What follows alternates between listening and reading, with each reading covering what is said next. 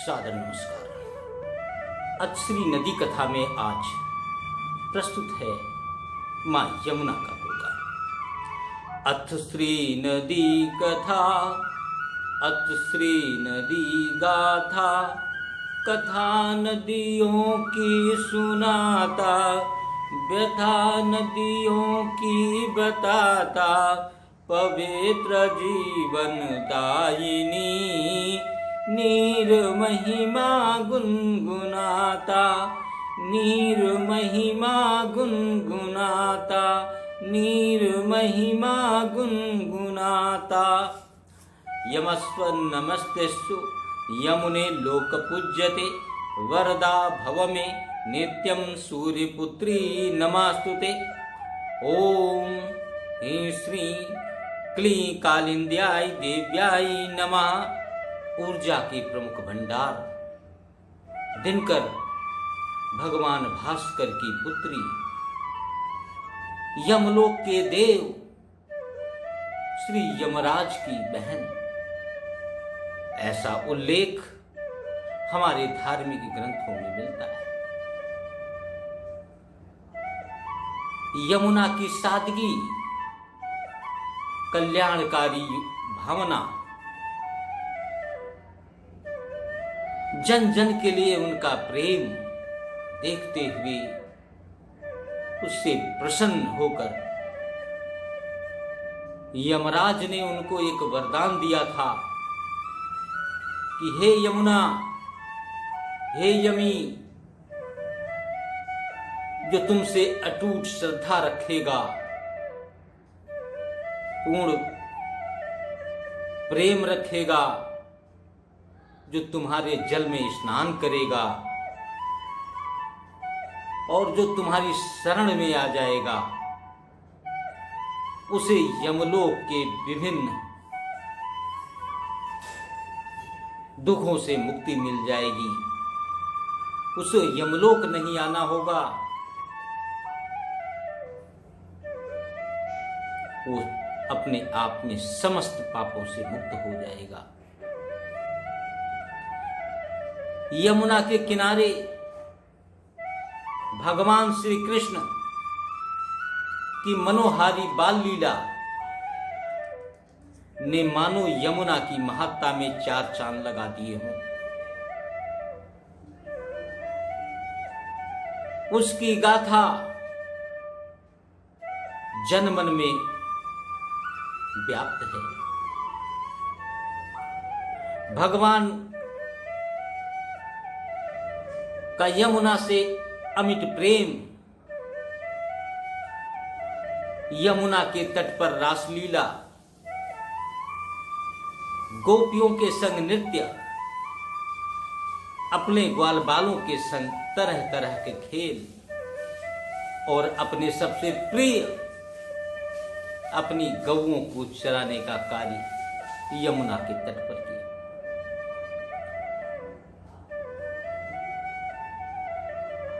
कालिया नाग की वजह से जब यमुना घाट का जल जहरीला हो गया, विषैला हो गया, जिससे असंख्य जीव जंतु मृत्यु को प्राप्त हो रहे थे, भगवान कृष्ण ने उस कालिया नाग और उससे के विष से मुक्ति दिलाने के लिए कालिया नाग दमन खेल रचाया, जिसमें स्वयं भगवान कालिया नाग के अनंत कुंड में जाकर के उसको बाहर निकाला, उसके फनों पर नृत्य हर किसी कृष्ण प्रेमी के मन मस्तिष्क पर घूमता है, झूमता है। वो आनंद का पल कभी भुलाए नहीं भूलता। भगवान कृष्ण के इस नदी प्रेम ने कालिया को अन्यत्र बसने के लिए कह दिया और यमुना का वह कुंड हमेशा हमेशा के लिए अमृत रूपी बन गया, जहर मुक्त हो गया। यमुना भारत की प्रमुख नदियों में से हैं, जो मां गंगा के समतुल्य है। यमुना का उद्गम उत्तर काशी से 30 किलोमीटर दूर हिमालय में स्थित कालिंदी पर्वत के बंदर पूंछ में विराजमान यमुनोत्री से होता है। यमुना का दूसरा नाम कालिंदी भी कहा जाता है।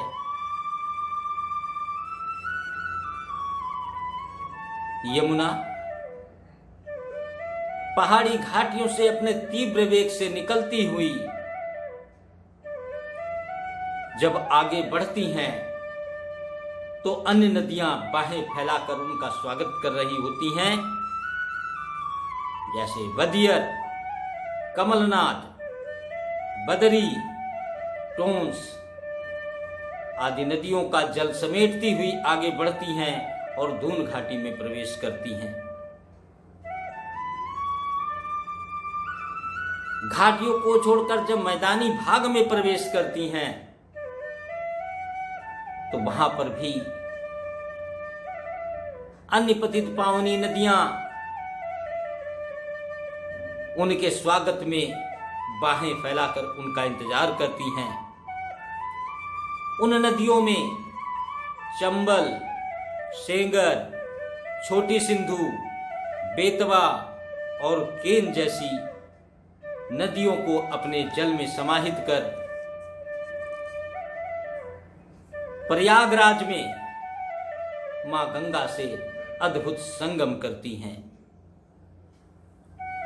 मां यमुना दिल्ली, मथुरा, आगरा, इटावा, कालपी, प्रयागराज नगरों के इतिहास के रचने बसने का साक्षी बनती हैं। ब्रज मानो यमुना के लिए बसा हो या यमुना ने ही ब्रजभूमि को बसाया हो। जो प्रेम ब्रजवासियों ने यमुना से किया आज भी मां यमुना से उनका अमिट लगाव है, अनुपम लगाव है। ब्रज के गांवों में यमुना मां की तरह पूजी जाती हैं। ऐसी है मां यमुना हमारी।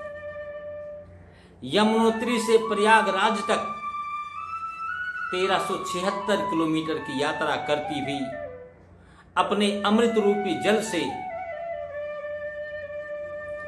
विशाल भूभाग को सिंचित करती हैं। उनके तट पर बसे नगर, महानगर, गांव, वन उपवन